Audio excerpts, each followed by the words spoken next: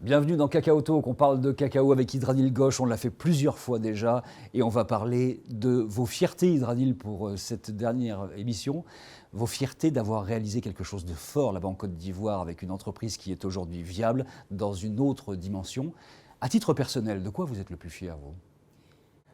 Personnellement, je suis fier d'avoir créé quelque chose avec Rémi et Laurent qui sont mes associés, quelque chose qui est pérenne, qui est tangible, qui permet à recréer une économie, un tissu social et économique dans une région qui était désindustrialisée pendant très longtemps. On est très fiers de ça, de voir les jeunes qui reviennent, voir les femmes qui peuvent maintenant envoyer leurs enfants à l'école, le marché de mercredi où il y a plein de monde et ça vit. Et ça, c'est une grande fierté pour moi sur un plan personnel. Je vous demande, à titre personnel, de quoi êtes-vous le plus fier et vous me dites « on ». En fait, c'est le travail avec les autres dont vous êtes le plus fier. Moi, en moi tout seul, je n'existe pas. J'existe que dans une équipe. Donc il y a plein de choses qui se sont mises en place dans le tissu économique. Aujourd'hui, il y a des soins pour des personnes qui n'en avaient pas nécessairement, il y a des infrastructures, il y a de la formation. C'est ça, en fait, votre fierté principale? Oui, bien sûr. Quand on parle d'un tissu économique et social, c'est la santé. Nos axes sont de santé et l'éducation. Santé pour les enfants et les femmes et tous nos travailleurs. On a pas loin de 300 personnes qui vivent sur la plantation et il y a des centres de santé dans la plantation avec des médecins et les infirmiers qui vivent sur place. Et le premier soin sont tous gratuits.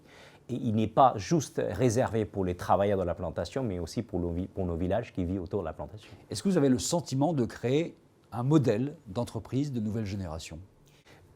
Dans le secteur du cacao, oui. Parce que c'est encore, je répète, c'est un écosystème dans lequel il y a plusieurs différentes composants et cet écosystème a sa mérite d'y être. C'est un équilibre entre de pouvoir vivre économiquement, que c'est un projet qui soit viable sur le plan financier et économique, et aussi viable sur le plan social et éthique. Ça soit dans la formation, ça soit dans la santé, il faut que les deux arrivent à se coexister. Et pourquoi ça ne s'est pas fait avant, finalement? Pourquoi est-ce que la dimension éthique, la dimension de respect environnemental produisent des fruits économiques aujourd'hui qui sont tout à fait viables? Et pourquoi les autres n'ont pas suivi ce modèle-là? En tout cas, pas tous.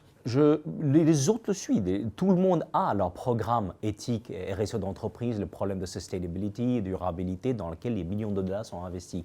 Notre approche, c'est de faire tout ça en interne. Parce que nous sommes l'une des rares sociétés au monde du cacao qui est un producteur du cacao. La plupart des grosses industrialistes sont des transformateurs du cacao. Donc, ils n'ont pas des plantations sur place, ils n'ont pas des employés qui travaillent dans les champs sur place, qui est différent pour nous. Dans les fiertés, j'ai l'impression qu'il y a l'idée d'être apparu avec une solution qui, d'une certaine façon, répond aux problèmes des aléas climatiques dans une région qui était vraiment touchée par ça. Et tout d'un coup, il y a une stabilisation finalement de la possibilité de produire de façon régulière. Absolument. Quand on voit les données pluviométriques des dernières quelques années en Afrique et en manière générale, on voit qu'elle est moins en moins certaine. L'année sur l'année, on pourrait avoir beaucoup de pluie ou très peu de pluie. Notre modèle qui est basé autour de l'irrigation, qui est le cœur de notre modèle, on utilise l'irrigation goutte à goutte. Nous avons nos propres installations avec nos propres équipes formées. Il est évident que tout modèle du cacao, ou d'ailleurs, ce soit du café et d'autres matières premières, doit pouvoir s'exister sans dépendre les pluies et les aléatoires climatiques. Hydradyl, quelle est votre vision à 5 ans par exemple? Notre vision à 5 ans, c'est de pouvoir développer entre 3 et 5 000 hectares, j'espère, d'avoir le nombre d'arbres qu'on a décidé au début de notre business plan d'être sur place, d'avoir des employés qui sont épanouis chez nous, avoir la production qui répond aux normes du marché sur le plan éthique environnemental. Et donc de peser dans le pourcentage de production de cacao en Côte d'Ivoire et donc au niveau mondial.